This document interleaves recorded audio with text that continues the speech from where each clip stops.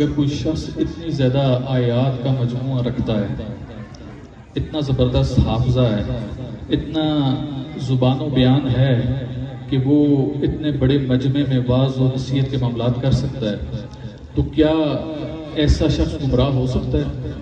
تو اگر آپ تاریخ اٹھا کر دیکھیں تو ہمیں ایک شخصیت ایسی ملتی ہے جو علم ہونے کے باوجود بھی، زاہد و عابد ہونے کے باوجود بھی، زاہد کون ہوتا ہے؟ جو زہد کرتا ہے۔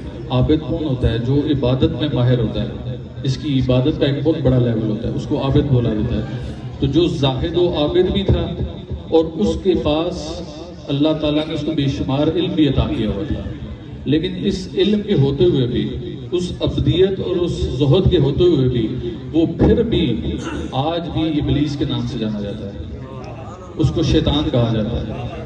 تو جو ابلیس لوگوں کو بہکا سکتا ہے، تو بہکاتے کب ہے؟ جب اس کے پاس علم ہوتا ہے تو بہکاتے ہیں۔